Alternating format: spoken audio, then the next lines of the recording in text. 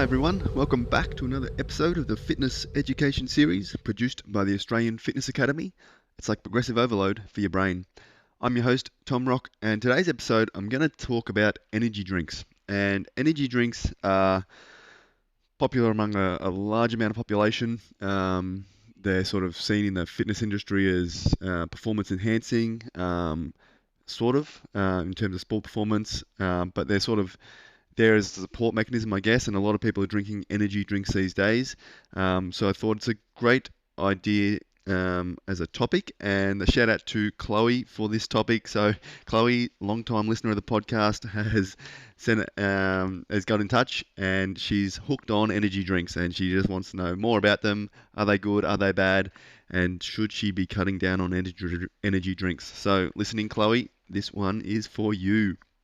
So. And I think it's an important topic. And once I got into reading into it and I had a bit of a look into the research behind it, into the energy drinks, it is actually a really important topic to touch on. And the more awareness about energy drinks, what's in them, for different populations, including youth and adolescents, it's a really actually a topic that should be discussed more and more. And there should be more education around energy drinks. In the population and more readily available for general population as well. Um, so there's a lot of I sort of read through probably 4 or 5 papers that were reviews on energy drinks, and I'll put them in the link to the description. So if you find any of this really interesting, have a look at those papers because it can be a little bit they're quite intense, some of the papers, in terms of what they go through, as they sort of analyze different cases about circumstances where people have sort of had too many energy drinks and what the outcomes of those have been. So definitely, if this topic interests you, have a read of those, follow those links, have a look at those papers, because there's some interesting outcomes. But I'll break down the general guide here as we go. But I think we'll start with, I guess, what is in an energy drink. And energy drinks come in all sorts of brands, with all different ingredients within them. But probably the main ingredient that causes a lot of the potentially adverse effects of energy drinks is going to be the caffeine. So energy drinks are high in caffeine, a lot of them, and it varies. Some energy drinks will have 80 milligrams of caffeine, some will have 150 milligrams, some even have 200 or 300 milligrams of caffeine potentially as well. So there's a huge range there, and I think it's important to understand that they are full of caffeine, and some of them have quite high amounts of caffeine, and you'll get that caffeine in a very short period of time. So if we look at coffee, for example, and coffee is probably a more regular source of caffeine for a lot of individuals. Again, you can Google these numbers, but roughly an instant coffee with 2 teaspoons of instant coffee will have around between 60 and 80 milligrams of caffeine, maybe 60 to 70. And it obviously depends on how much you put in. It varies between brands. Same with like your espresso coffees, or you get a coffee from the cafe. A single shot will probably have around 70 to 80 milligrams, with a double shot having around 100 to 120 milligrams, maybe 140, depending on the coffee and how much coffee's in it, and things like that. So it does vary. So it's very hard to get an exact measurement of caffeine, but that's in coffee. So generally, you're not going to have a coffee that has over 150 milligrams of caffeine, and usually a single shot or your instant coffee is probably going to have around 100 milligrams. And you're probably consuming that over a longer period of time than, say, an energy drink potentially. So, yeah, caffeine is an important one to look at if we're talking about what's in it. Other ingredients that are generally in energy drinks, also guarana, taurine, ginseng's another one. A lot of them have B vitamins in there these days, but sugars, artificial sweeteners, stuff like that. Aspartame's one that is in some of them, and aspartame's probably the one. And we'll look at we won't talk a lot about the individual ingredients, but generally in the quantities that are in there, they're shown to be within a healthy range according to the sort of FDA and things like that. And there's no adverse effects apart from aspartame. So aspartame has been sort of shown to potentially have additional health risks. So check the label. If your energy drinks have aspartame, it's probably not a great option. But outside of that, the other ingredients, the general natural ingredients, the vitamins, things, that's why it's sort of, I guess, marketed as healthy. Um, because it's got these extra vitamins, they might make you feel good, they're marketed towards focus and concentration, energy, all these sorts of things. So, and individually, these, I guess you call them supplements, haven't been shown to be negative, and they're in relatively okay quantities for the general healthy population. So that's sort of one thing to think about with energy drinks is what's in them, but the level of sugar is one, and all these other things, and the caffeine is really the main one. But we'll push on, but I think we'll come back to the ingredients and how we utilize that later on the podcast. The health risks of energy drinks, and I think this is something that's not readily talked about or looked at or discussed, obviously, because marketing is not going to tell you the health risks. Um, and but I guess the high availability of energy drinks out there, and the fact that they're generally in your face a lot when you're at the supermarket or service stations. A lot of people have them just as a pre-workout sort of thing, or to improve or increase energy. Is sort of what they're used for, but I think it's important to look at the health risks. And a lot of these studies that I looked at, I wasn't sort of aware of the scope of it. But generally, like the short-term health effects that sort of mentioned things like insomnia. Obviously, it's going to impact your sleep. So sleep disorders and impacting your ability to get good quality sleep is a huge factor, I think, in the short term as well as long term. It'll create further issues, but yeah, your insomnia, so lack of good sleep is important to note as a health risk.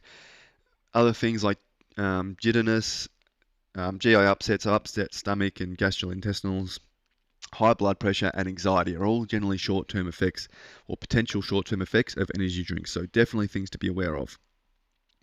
There's also long-term effects that these the studies I sort of looked at went into, and this is generally more due to sort of frequent consumption. So if you're having 5 or more energy drinks a week over a long period of time, things like sleep disorders, you're at a higher risk of increased stress. So they actually increase stress, and there was actually papers that talked about depression and persistent low mood from increased use of energy drinks over a long period of time. So it can really affect your mood as well.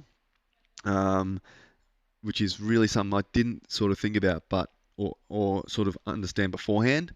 But it's pretty big, especially we'll talk about adolescents going forward as a sort of at-risk group. But yeah, the persistent low mood and depression was a big showing in the literature around consistent or frequent consumption of energy drinks. So really something to think about with that one. Dental erosion was also mentioned, so increase in 2.4 increase or 2 times increase in dental erosion. So if there's high sugar in your energy drinks, that's obviously going to affect your dental and your teeth. And rare events such as seizure, hallucinations, and stroke have also been mentioned. So a lot of cardiovascular sort of negative effects are sort of mentioned in some of these extreme cases.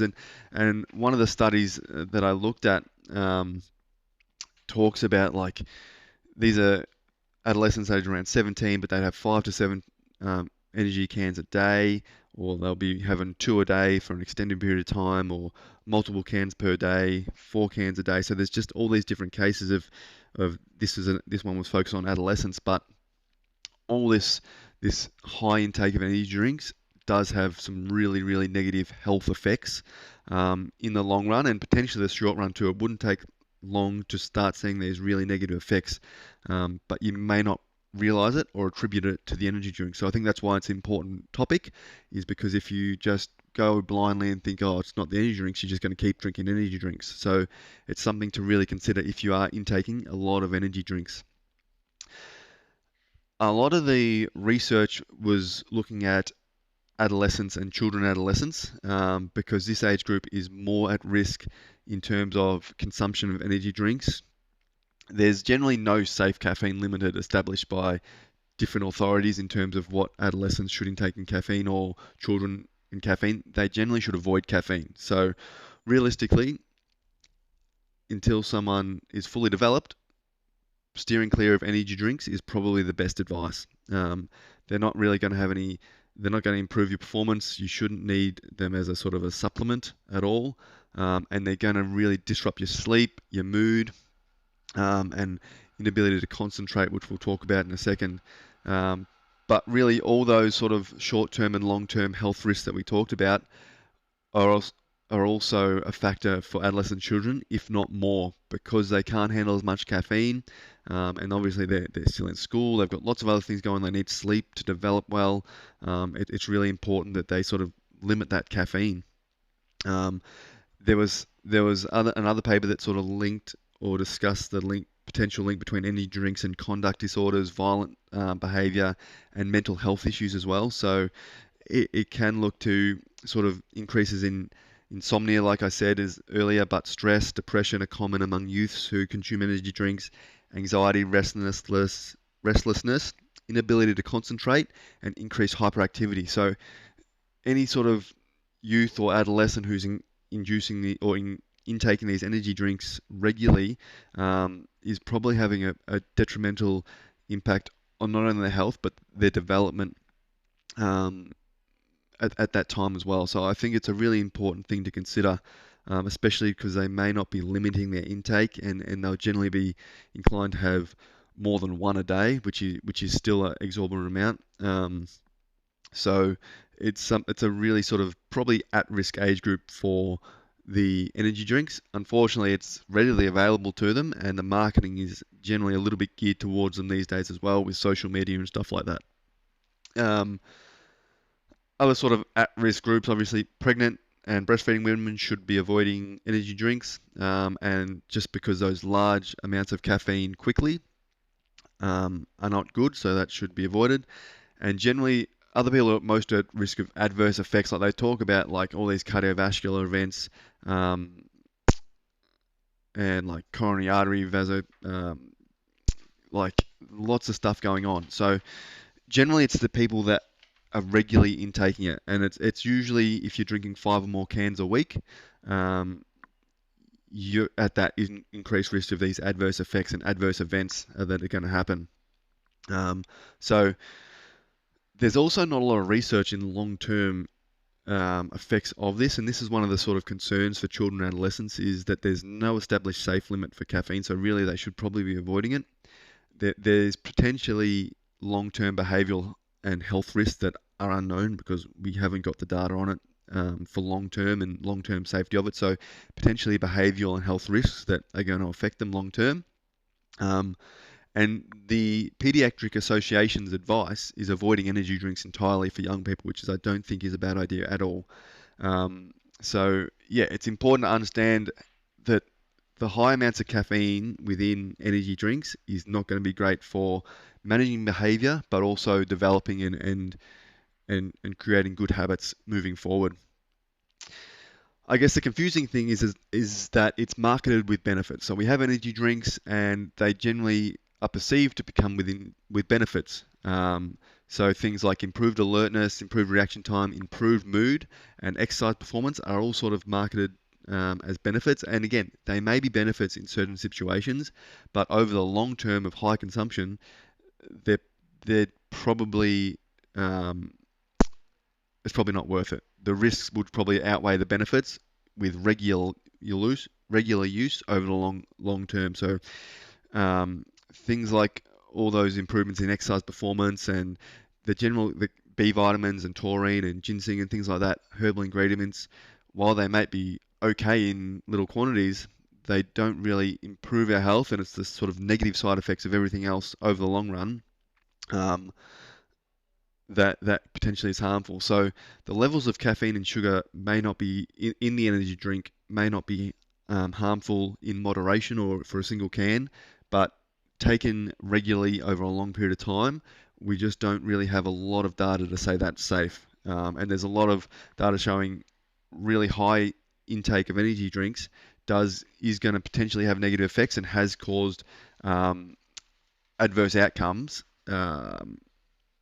already, and they've sort of started to highlight those in the research, and you can find that in some of the papers that I'll put in the description. Things like arrhythmia, heart arrhythmia, all these things blood pressure spikes, lots of stuff going on. So really important, while potentially they market as benefits and exercise performance and improved alertness, the benefits probably aren't there, especially if you're having them regularly. Again, it's an energy drink. It's not necessarily a bad thing to have one, but if you're relying on it day in, day out, you're not considering how much caffeine you're getting in, what time of day you're drinking them, is that going to affect your sleep? Have you had 2 coffees in the morning and then you're going to have an energy drink and then you're going to have another one in the afternoon?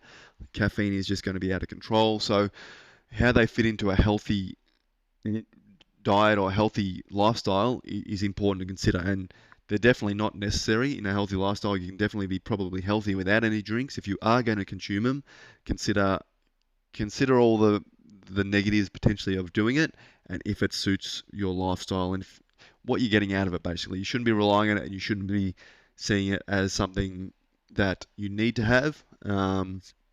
Or that's exciting to have. Obviously, youth and adolescents, the marketing and things like that is an issue because they may not be aware of the effects of caffeine and how that disrupts sleep and how that can potentially change their mood and their ability to concentrate as they sort of get through the week.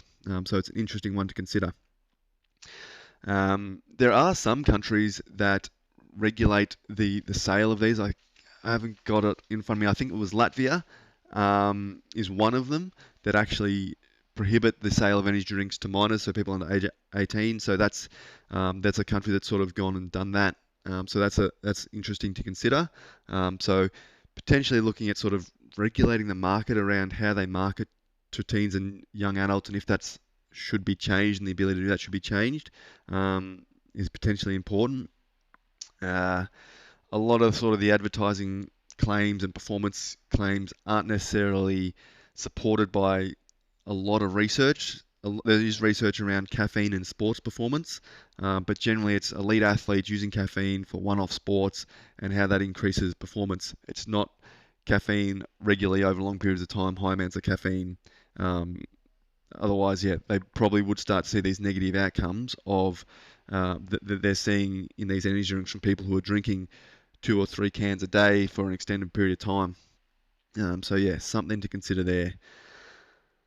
So yeah, in terms of wrapping up, because I think it's a very interesting topic, I'd encourage you, if you are drinking energy drinks or you're around people that do, or you see it a lot, it's an interesting thing to be educated on as a personal trainer. And in society, I think it's important to question the marketing and understand what you're putting in your body if you are looking at nutrition and getting more educated around what's going in, all sorts of stuff. So read the label is really, really cool. But I think avoiding frequent consumption is probably the main thing, and the main thing I would probably recommend. Like, it would be no more than 1 or 2 a week in terms of energy drinks, is what I would sort of probably say based on the research I've read. You probably can't say they're unhealthy. You don't have to avoid them at all. You definitely could, and you're not going to get any real negative sides of avoiding them. They're not going to give you any benefit over other things. But yeah, 1 or 2 a week is probably the max you should go for. You shouldn't be having sort of 5 to 7 cans a week or having them daily or anything like that. And definitely not multiple a day is probably what you wouldn't recommend. A lot of the studies sort of avoid mixing energy drinks with alcohol. They see a lot of adverse effects happening after you pair energy drinks with alcohol or drugs or other substance or high physical activity. So long-term consumption of energy drinks and adding in other things like alcohol also increases the risk of adverse effects from energy drinks. It just mentions, yeah, not intaking energy drinks if you're pregnant, all that sort of thing. Being super, super cautious if you're under 18, because it will have a massive effect in the long term about how you can concentrate, how you feel, your mood, all sorts of things could be stemming potentially from the energy drinks that you're drinking. And yeah, a lot of the studies have calls for stronger regulations or better labeling or more education for youth. Should they change the access for youth like that Latvia have? Is there a limit on or ban on marketing? All sorts of stuff has been mentioned in the literature about the next steps and what should be happen, but they definitely all say that it would be good to have more research in the long term, I guess, effects of energy drinks at certain levels of consumption and how that plays out, because having a better understanding and better education will help people make better decisions about what they're consuming, I think, because some of these newer products, it's people just don't know, and that's absolutely fine. I didn't know until I started reading into all this, what sort of effect they have. Um, so it's interesting to note, but I think that, yeah, the high level of caffeine is one that we obviously know there's caffeine in coffee and people enjoy coffee every day, but energy drinks are sort of at a whole nother level, especially the amount they have in caffeine, how regular people are just drinking them. And if you're intaking them at any point in the afternoon, and that's like your second or third can for the day, the ability for it to alter your sleep and your mood is something that I really took away from sort of reading into it. But yeah, I'd encourage you to have a quick look at the articles if you want, guys. Read the abstracts in the ones that I've tagged because it is interesting. It'll probably open your mind a little bit to it. But yeah, read the labels. Yeah, encourage people to sort of educate themselves on energy drinks because they're really, really out there. But yeah, there's potential adverse effects that you can get from them. So yeah, definitely something to be aware of. But a really cool topic. So again, it just opens your eyes. I don't think you need to stop drinking energy drinks completely. Obviously, it's okay. It's caffeine, and especially if there's no sugar, all these sorts of things. People market them as healthy, but yeah, definitely something to consider limiting to 1 or 2 per week at maximum, so you don't see these risks of adverse effects. But yeah, really, really interesting topic. So thank you, Chloe, for sending that one through. If anyone has any thoughts on this topic or any questions, send in a follow-up email to tom@afa.com.au. Happy to touch on it further for sure. If you've got any other questions or topics you'd like me to cover, send me an email as well. But yeah, always happy to hear what you guys would like me to cover. Other than that, guys, have a great weekend, and I'll talk to you all soon.